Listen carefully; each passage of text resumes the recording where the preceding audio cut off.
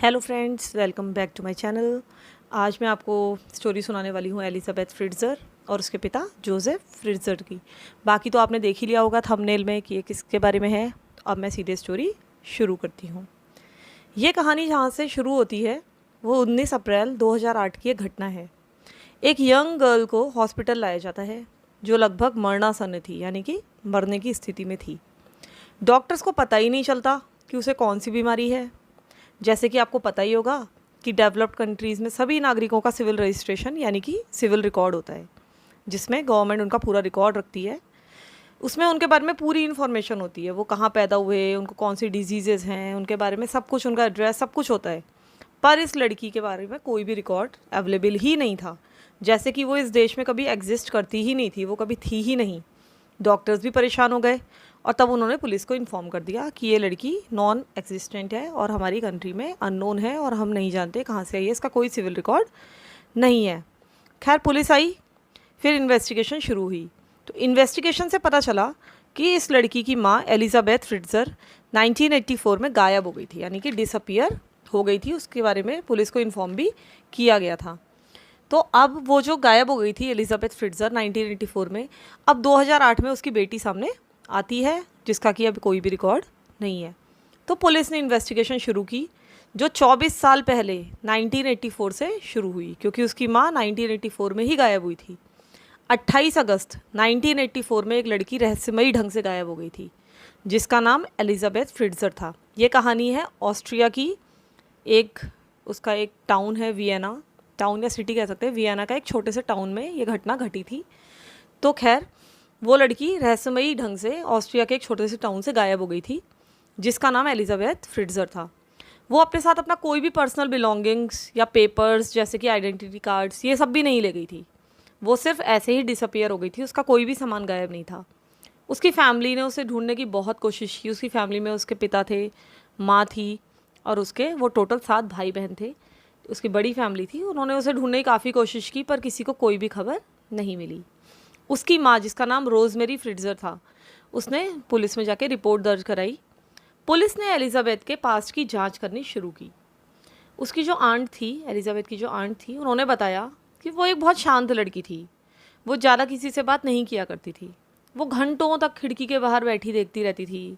बहुत मतलब किसी को ना तकलीफ़ देने वाली लड़की थी। एलिज़ाबेथ की स्कूल की एक सहेली थी जिसका मैं आपको नाम नहीं बता रही हूँ, उसने अपना नाम वो नहीं बताना चाहती है। तो एलिज़ाबेथ की स्कूल की एक सहेली थी, उसने बताया कि स्कूल में वो हंसती थी, बोलती थी, खेलती थी, पर अपने घर में बहुत रिजर्व और बहुत चुप हो जाया करती थी। जैसे 14-15 साल की लड़कियां होती हैं, बॉयज़ के बारे में बात करती हैं, बॉयफ्रेंड्स बनाती हैं, लेकिन ऐसा भी उसको बिल्कुल भी इंटरेस्ट नहीं था। वो लड़कों के बारे में कभी भी ना कोई टिप्पणी करती थी, ना कोई बात करती थी, ना कोई इंटरेस्ट लेती थी। जब भी लड़कों की बात चलती थी वो चुप हो जाती थी। खैर, धीरे धीरे जैसे जैसे वो बड़ी होती गई, वो पढ़ाई में पिछड़ने लगी और उसका व्यवहार भी बदलने लगा। अब उसका बिहेव चेंज होने लगा था। वो लड़के के बारे में जैसे कि कभी बात नहीं करती थी, लेकिन 1984 में जब वो गायब हुई, उससे 2 साल पहले एलिज़ाबेथ एक बार घर छोड़कर चली गई थी अपने किसी दोस्त के साथ, जिसके बारे में ज़्यादा जानकारी नहीं है। फिर उसकी फैमिली ने रिपोर्ट किया था, पुलिस ने उसे ढूंढ लिया था, दोनों को, उसको भी उसके दोस्त को भी ढूंढ लिया था। इस बार जब वो गायब होती है तो पुलिस यही मानती है कि वो फिर से घर छोड़कर चली गई है। कुछ दिन बाद फैमिली को एक लेटर मिलता है, कुछ ही दिन के बाद उसके गायब होने के एलिज़ाबेथ के एक लेटर मिलता है एलिज़ाबेथ का उसकी फैमिली को। उसमें लिखा था कि मैं एक कल्ट ज्वाइन कर रही हूँ। कल्ट होती है एक धार्मिक संस्था, ठीक है, जिसकी अपनी धार्मिक मान्यताएं अलग होती हैं। तो वो कह रही थी कि मैं एक कल्ट यानी कि एक अलग धार्मिक भावनाओं रखने वाले एक संगठन को ज्वाइन करने जा रही हूँ। मुझे ढूंढने की कोशिश ना करें, मैं ठीक हूँ और मैं वापस नहीं आऊँगी, प्लीज़ आप मुझे ना ढूंढें। खैर, पुलिस ने अपनी जांच जारी रखी थी। जो एलिज़ाबेथ के माँ बाप थे, उनका नाम था जोसेफ फ्रिट्ज़र और रोज़मेरी फ्रिट्ज़र। उनकी शादी 1955 में हुई थी। उनके 7 बच्चे थे। वो जो उनका पिता था जोसेफ फ्रिट्ज़र, वो एक इलेक्ट्रो मैकेनिक था, ठीक है। एलिज़ाबेथ 4th नंबर की चाइल्ड थी उनके टोटल 7 बच्चे थे, उसमें 4थे नंबर की बच्ची कौन थी? एलिज़ाबेथ थी। जोसेफ फ्रिट्ज़र जो उसका पिता था, वो एक शांत रहने वाला इंसान था जिसे उसके पड़ोसी, उसके सहकर्मी काफ़ी पसंद किया करते थे। वो सबके साथ बहुत अच्छा उसका बिहेवियर था, सबसे हेलो हाई थी उसकी, सबसे बात करता था, सबको ग्रीटिंग्स देता था, बहुत अच्छे से वो व्यवहार करता था, इसलिए उसकी काफ़ी रेस्पेक्ट थी सोसाइटी में। उसको स्ट्रॉन्ग कैरेक्टर का माना जाता था। जितने भी उसके आसपास के लोग थे वो काफ़ी मजबूत किरदार का उसे माना करते थे। लेकिन घर पर जोसेफ बिल्कुल ही अलग स्वभाव का इंसान था। घर पर उसका व्यवहार बिल्कुल ही अलग था बाहर से। जो रोज़मेरी थी जोसेफ की वाइफ, वो बहुत ही सीधी सादी महिला थी। जोसेफ अपने बच्चों के साथ अच्छा व्यवहार नहीं करता था, वो हिंसक भी था। वो रोज़मेरी के ऊपर हाथ उठाया करता था और यहाँ तक कि अपने बच्चों के साथ भी काफ़ी हिंसा वाला व्यवहार कर दिया करता था। एलिजाबेथ के साथ उसका व्यवहार स्पेशली काफ़ी बुरा था, उसके साथ काफ़ी गंदा व्यवहार करता था। एलिजाबेथ अपनी सहेलियों के साथ भी इस बारे में कभी बात नहीं करती थी। वो कभी भी अपने पिता के बारे में किसी को भी नहीं बताती थी। जो जोसेफ था वो एलिजाबेथ को लेकर हर जगह जाया करता था। कहीं भी उसे जाना होता था अपने काम के बाद तो वो एलिजाबेथ को लेकर जाता था, अपने और किसी बच्चे को अपने साथ लेकर नहीं जाता था।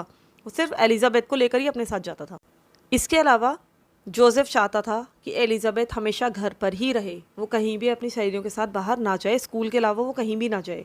वो उसको कोई भी दोस्त बनाने नहीं देता था स्कूल के बाहर, या फिर बॉयफ्रेंड उसको नहीं बनाने देता था। उसकी माँ ने ये सब बातें अपनी बहन को बताई थी, इसलिए ये बातें सामने आई। जोसेफ फ्रिट्ज़र अपनी बेटी को लेकर इतना ज़्यादा पॉजेसिव था कि अपनी बेटी की पर्सनल डायरीज पढ़ा करता था और उसके सामान की भी तलाशी लिया करता था कि इसके सामान में क्या है। उसकी सहेलियों को उसके घर आकर खेलने की भी परमिशन नहीं थी। वो उसकी सहेलियों को बिल्कुल भी पसंद नहीं करता था कि वो घर आकर खेलें। कभी वो उसके दरवाजे पर आती थी, कहती थी अंकल उसे भेज दीजिए। ऐसा होता है ना लड़कियों में कि भेज दीजिए, हम बाहर पार्क में खेल लेंगे। तो उन्हें डोर स्टेप से ही भगा दिया करता था। उसकी सहेलियों ने यहाँ तक बताया कि वो कभी उसके घर के अंदर भी एंटर नहीं हुई, कभी उनको आने की परमिशन नहीं दी गई। खैर, वो दरवाजे से उनको भगा दिया करता था। एलिजाबेथ एकदम घर में कैद होकर रह गई थी। पुलिस को भी यही लगा जब उसने ये सब सुना कि जोसेफ जो है बहुत इतना ख़राब व्यवहार करता था एलिजाबेथ के साथ कि एलिजाबेथ घर छोड़कर भाग गई अपने पिता से परेशान होकर, इसलिए वो घर छोड़कर चली गई होगी। फिर उन्होंने ज़्यादा तफ्तीश नहीं की, उन्होंने केस क्लोज कर दिया। अब 19 अप्रैल 2008 को एक लड़की हॉस्पिटल लाई जाती है जिसकी किडनी और लंग फेल हो चुके थे, पूरी तरह से फेलियर हो चुके थे उसके किडनी और लंग्स, और हालत उसकी काफ़ी नाजुक थी। डॉक्टर्स के पास उसकी कोई मेडिकल हिस्ट्री नहीं थी। शायद उसे कोई जेनेटिक डिसऑर्डर था, ऐसा माना जा रहा था कोई उसकी जेनेटिक डिसऑर्डर था। नेशनल डेटाबेस में उसका नाम नहीं था। उस लड़की का नाम कैस्टीन था। जो आदमी उससे हॉस्पिटल लाया था वह अपने आप को उसका दादा बता रहा था। और कौन लाया था उसे हॉस्पिटल? जोसेफ फ्रिट्ज़र उसे हॉस्पिटल लाया था। वो बता रहा था कि मैं कैस्टीन का दादा हूँ।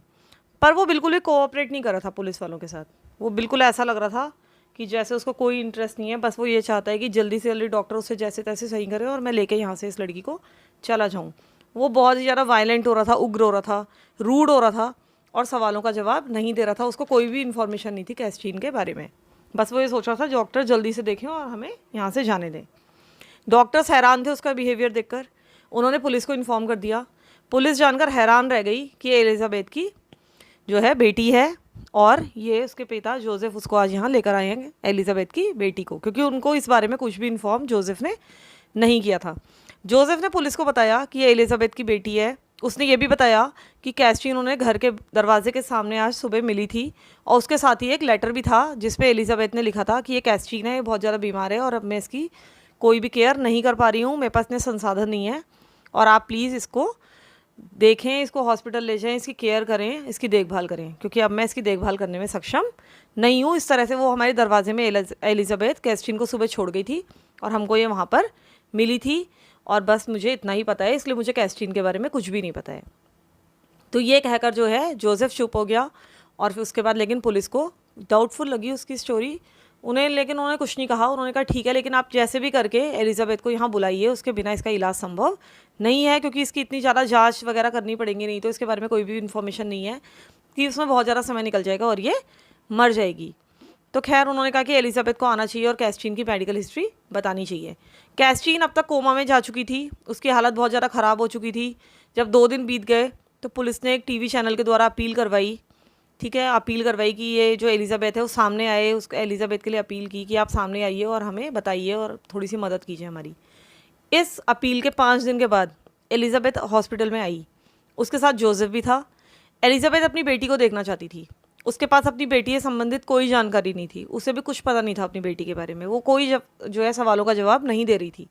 इसके अलावा वो काफ़ी डरी हुई थी। अब तक वो करीब 42 ईयर्स की हो चुकी थी, लेकिन डॉक्टर्स उसे देखकर हैरान रह गए।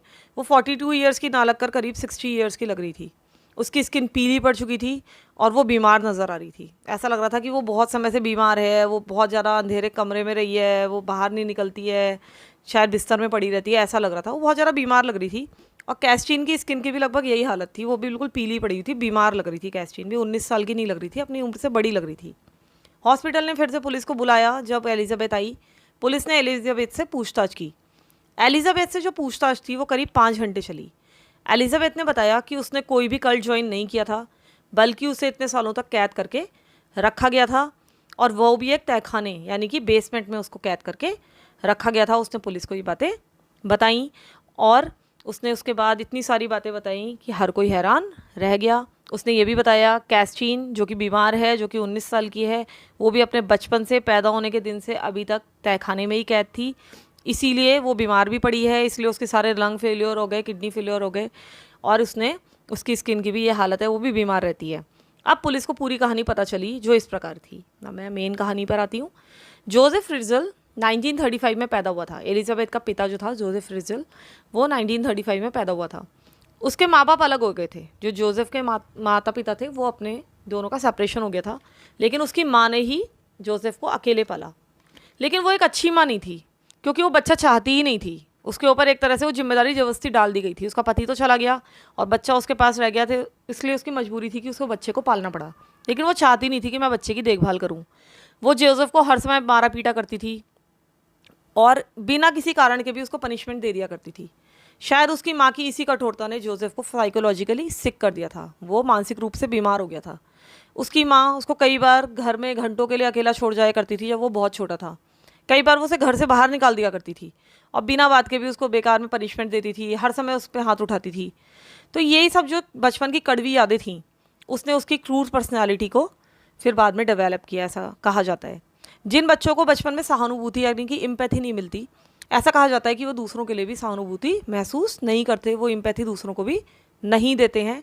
इसलिए एम्पैथी मिलना किसी के लिए भी बहुत ज़्यादा ज़रूरी है, एक एलिमेंट। जोसेफ की जो बीवी है रोज़मेरी, चांस की बात है कि वो भी इतनी सीधी साधा महिला उसको मिल गई कि उसकी सारी टॉर्चर वो सह लेती थी और उसने उसको छोड़ा नहीं। एक बार जो इसकी बीवी है रोज़मेरी, इसने अपनी बहन को बताया था कि जब वो प्रेग्नेंट थी तब जोसेफ ने मारपीट करके उसका एक पैर तोड़ दिया था, और फिर भी उसकी बीवी ने कुछ नहीं कहा। जबकि आपको पता है कि फ़ॉरेन में इतने सारे नियम हैं, कानून है, इतनी ज़्यादा सज़ा है अगर आप थोड़ा भी किसी से वॉयलेंट बिहेवियर करते हैं। लेकिन फिर भी उसकी बीवी ने किसी को भी इन्फॉर्म नहीं किया। वो अक्सर अपनी बीवी के साथ मारा पीटा करता था, मारपीट किया करता था। समय के साथ साथ वो अपने घर में एक तानाशाह बनता चला गया। कहीं ना कहीं उसकी बीवी की गलती थी। अगर वो विरोध करती तो वो इतना ज़्यादा, उसका स्वभाव शायद उग्र होने की हिम्मत उसकी ना होती, लेकिन क्योंकि उसकी बीवी ने विरोध नहीं किया इसलिए और ज़्यादा तानाशाही करता चला गया। उसके घर आते ही उसके बच्चे शांत हो जाया करते थे और घर में एकदम मातम जैसा माहौल हो जाता था। छोटी सी छोटी बात पे भी, यहाँ तक कि वो कुछ बोल भी दें, हल्ला भी मचा दें, तो भी अपने बच्चों को पिटाई कर दिया करता था। औरतों को लेकर भी उसकी अजीब सी फैंटेसीज थी, उनको लेकर भी वो कहीं ना कहीं सिक था।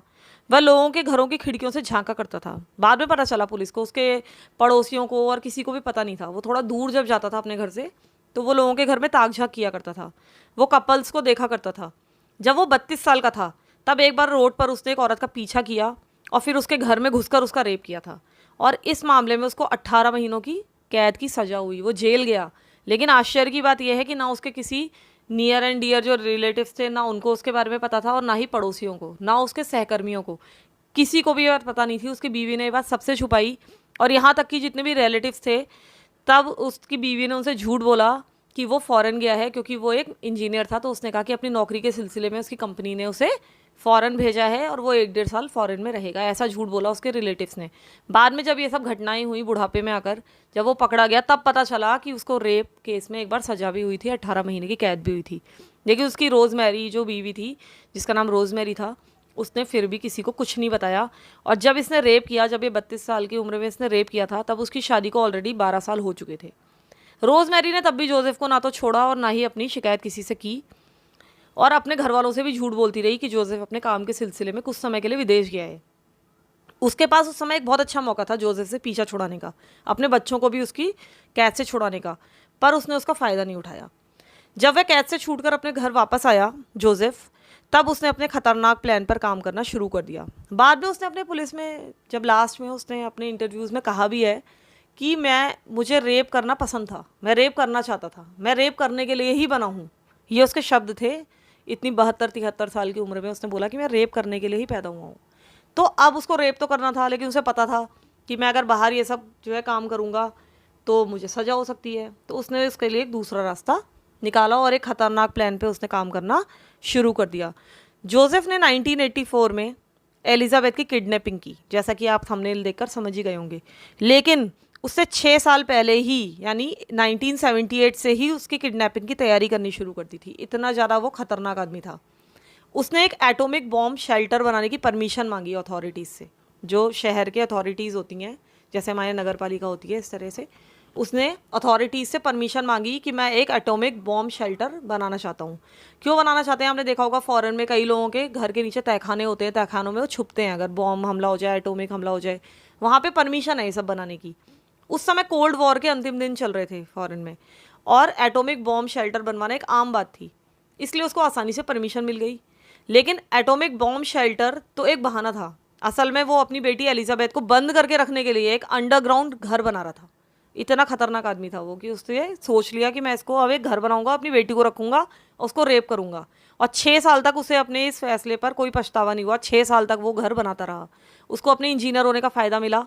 उसे घर बनाना, इलेक्ट्रिक फिटिंग करना, वाटर फिटिंग करना, इसके अलावा जितनी भी टॉयलेटरीज की फिटिंग होती है, जितना भी सब कुछ होता है किचन का काम, उसने सारा काम खुद किया। यहाँ तक कि उसने घर भी पूरा एक एक ईंट रख के खुद बनाया।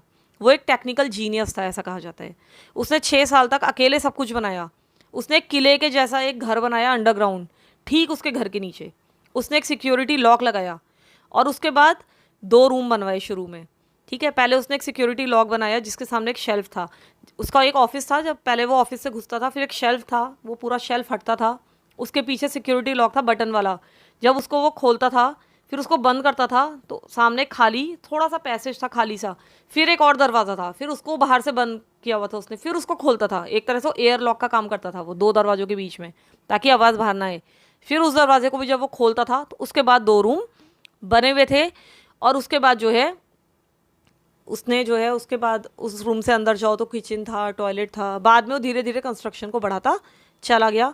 एक और बेडरूम बनाया और उसके बाद एक और रूम बनाया उसने। एंट्रेंस पर एक सिक्योरिटी लॉक सिस्टम था ही, जैसा कि मैंने आपको बताया।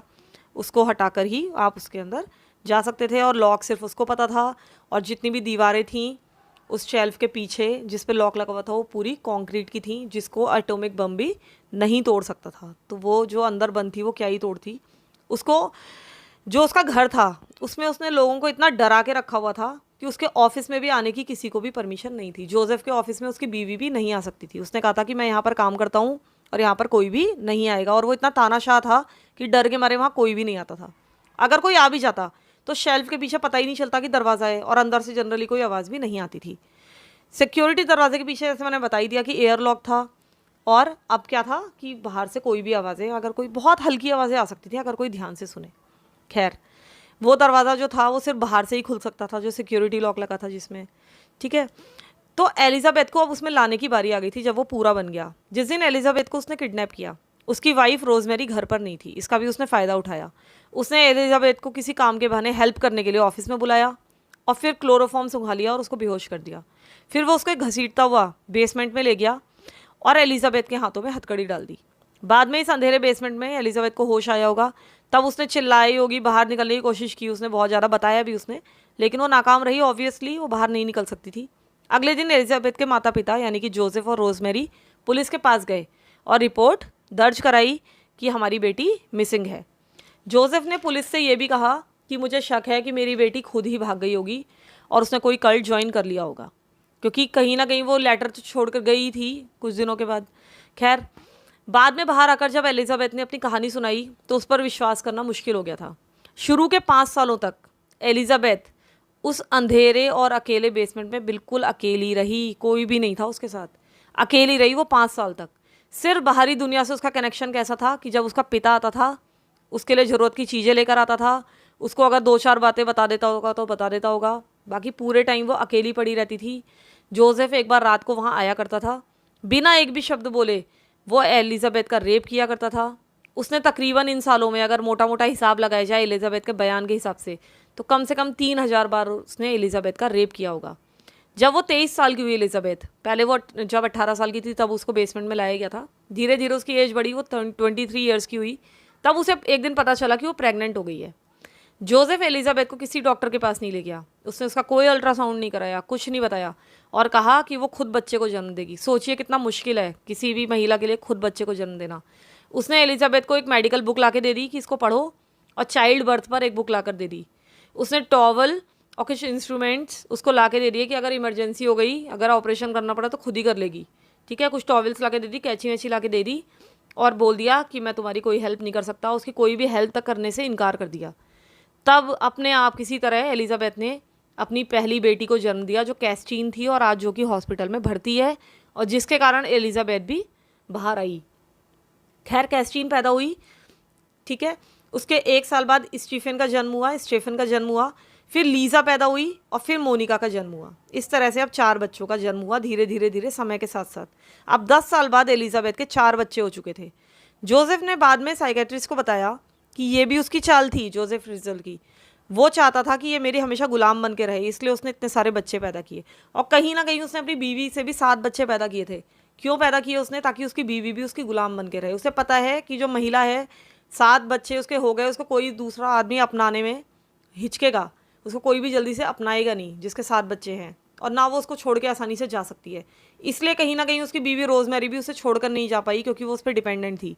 इसी तरह से उसने एलिजाबेथ को भी बहुत सारे बच्चे पैदा किए, ताकि वो उसमें पूरी तरह से उसके कब्जे पर रहे, और अगर वो वहाँ से भागने के बारे में सोचे भी, वहाँ से बाहर निकल भी जाए, तब भी वो 7 बच्चों की माँ कहाँ जा सकती थी, वो उसके ही कंट्रोल में रहती। खैर बेसमेंट में एलिजाबेथ ने अपने बच्चों को एक नॉर्मल लाइफ देने की पूरी कोशिश की। वो एक एक्स्ट्रा ऑर्डनरी माँ थी। उसने अपने बच्चों को पढ़ाया, उन्हें लिखना सिखाया, पढ़ना सिखाया, उन्हें संभाल कर रखा, उन्हें हाइजीनिक रखा, उन्हें बहुत ज़्यादा प्यार किया। बाहरी दुनिया देखने का एकमात्र तरीका उनके पास टीवी था। वो टीवी देख लिया करते थे कभी कभी, जो कि जोसेफ ने वहाँ पर लगाया हुआ था। एक बार जोसेफ उनके लिए बर्ड लेकर आया। इस तरह से वो बाहरी दुनिया की कोई कोई चीज़ कभी कभी ले जाया करता था, ठीक है। इसके अलावा वो कभी कभी जो है कुछ चीज़ें, जैसे कि स्नो, एक बार वो स्नो दिखाने के लिए ले गया। जब स्नोफॉल हुआ तो बच्चों को दिखाने के लिए वो स्नो ले गया था एक बार अंदर, कि देखो बर्फ़ ऐसी होती है। उसने बेसमेंट डेकोरेट कर रखा था, क्योंकि वो वहाँ वो अपना दूसरा घर समझता था उसे। उस बेसमेंट डेकोरेटेड था, वहाँ पे ज़रूरत की हर चीज़ थी। जोसेफ अभी भी, इतने बच्चे होने के बाद भी, 10 साल बाद भी एलिजाबेथ का रेगुलर रेप किया करता था। एलिजाबेथ ने अपने बच्चों को उसकी तानाशाही से बचा कर रखा, क्योंकि वो इन बच्चों के साथ भी बहुत सख्त था। वो बिल्कुल पसंद नहीं करता था कि हल्ला करें गुल्ला करें। वो एकदम, वैसे भी बेसमेंट में अगर वो हल्ला गुल्ला करते तो बाहर आवाज़ जाती, तो और भी ज़्यादा सख्त था। बेसमेंट में रहने वालों की ज़िंदगी और मौत फ्रिट्ज़र के हाथ में थी। वो अक्सर उन्हें डराने के लिए कहा करता था कि मैं दरवाज़ा हमेशा के लिए बंद करके यहाँ से चला जाऊँगा और तुम अंदर ही मर जाओगे। धीरे धीरे समय के साथ बच्चे बड़े होते चले गए, पर ठीक ऊपर घर में रहने वाली रोज़मेरी और उसके बच्चों ने कुछ भी अनयूजुअल नोटिस नहीं किया। बहुत आश्चर्य की बात है कि 24 साल तक उन्हें कुछ भी पता नहीं चला कि उनके घर के नीचे एक पूरा घर बसा हुआ है। वहाँ पे उसकी बेटी है और बेटी के बच्चे। 1996 में एलिजाबेथ एक बार फिर से प्रेग्नेंट हुई। अब माइकल पैदा हुआ, पर सांस ना ले पाने की वजह से उसका दम धीरे धीरे घुटता चला गया, उसकी मौत हो गई।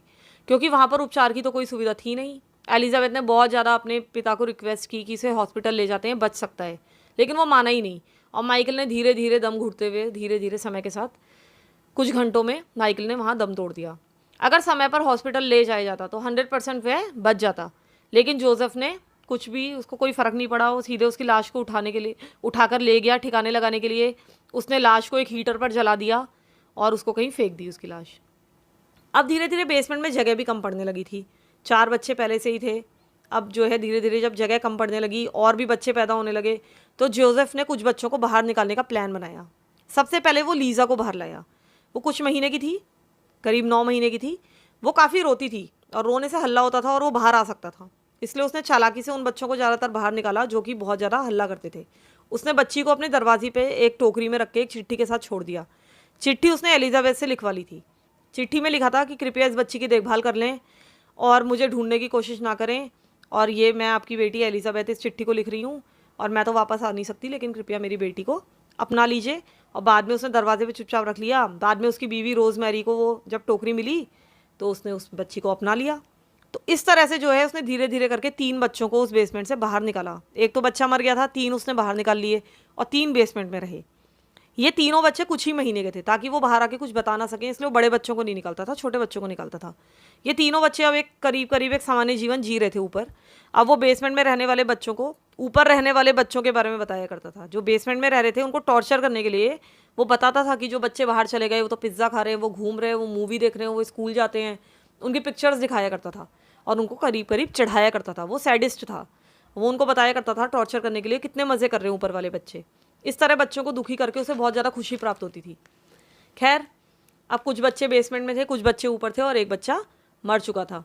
कई साल बेसमेंट में इसी तरह से और ज़्यादा निकलते चले गए, कई साल और हो गए। लेकिन 19 अप्रैल 2008 को कैस्टीन पहले से बीमार तो रहती थी, लेकिन अब वो इतनी ज़्यादा बीमार पड़ी कि उसके मरने की स्थिति आ गई। तो एलिजाबेथ ने किसी तरह अपने पिता को राज़ी कर लिया कि इसे हॉस्पिटल ले जाओ, ये किसी को कुछ नहीं बताएगी, मैं भी किसी को कुछ नहीं बताऊंगी, इसको बस दिखा लाओ, नहीं तो ये अंदर ही मर जाएगी। लेकिन जब वो एक हफ्ते बाद फिर पुलिस की रिक्वेस्ट पे टीवी में जब ऐलान वैलान हुआ, तो शायद इसको भी, जोसेफ को लगा कि कहीं बात खुल ना जाए, पता ना चल जाए, कहीं उसके घर की तलाशी वलाशी ना हो जाए, इसलिए वो एलिजाबेथ को बाहर निकाल कर लाया। उसे लग रहा था कि शायद इस तरह के नाटक से वो बच जाएगा, लेकिन ऐसा हुआ नहीं। फिर खैर, जब वो बाहर आई, फिर उसने अपनी पूरी की पूरी कहानी सुनाई, तब जोसेफ की इस दोहरी ज़िंदगी का अंत हुआ। जो दो परिवार एक साथ जी रहा था, उसकी इस ज़िंदगी का अंत हुआ। पुलिस ने बाकी 2 बच्चों को भी मुक्त कराया। जो बाकी 2 बच्चे थे उनका नाम स्टीफन और फेलिक्स था। फेलिक्स सबसे छोटा बच्चा था उनका, वो 5 साल का था। जब वो पुलिस कार में बैठकर जाने लगा ऑफिस की तरफ, पुलिस ऑफिस की तरफ जाने लगा, तो पूरे समय वो खिड़की से ही चिपका रहा। उसने पहली बार पेड़ पौधे, कारें, सड़क, सब कुछ उसने इतनी चहल पहल पहली बार देखी थी। उसने बिल्कुल खिड़की से नज़र ही नहीं हटाई, क्योंकि उसने ये सब कभी भी नहीं देखा था। जोसेफ के घर में बहुत से किराएदार भी थे। इतने सालों में, 24 सालों में, बहुत बड़ा उसका घर था, तो बहुत सारे किराएदार भी थे, मतलब सैकड़ों की संख्या में कह सकते हैं। मतलब वो आते रहे जाते रहे, ऐसे करके सैकड़ों की संख्या में थे। कई सारे कमरे उसने किराए पे दे रखे थे, लेकिन उन्हें भी कभी कुछ भी पता नहीं चला। किसी को भी बेसमेंट के पास तथा गार्डन में जाने की कोई परमिशन ही नहीं थी, उनको जाने ही नहीं देता था वो। एक किराएदार को कभी कभी कोई हल्की आवाज़ भी आ जाती थी, जिसका इंटरव्यू आया है कि हमें कभी कभी लगता था, लेकिन वो इग्नोर कर देते थे। कई बार वो टीवी की आवाज़ कम करके सुनते थे कि बाहर से शायद कुछ आवाज़ आई, लेकिन उसके बाद आवाज़ रुक जाती थी। उसका जो कुत्ता था वो कभी कभी अचानक भौंकने लग जाता था, बहुत स्ट्रेंज बिहेवियर करता था, लगभग रोज़ ही वो अजीब व्यवहार करता था, लेकिन उनको कभी भी ऐसा शक नहीं हुआ कि बेसमेंट में कोई है।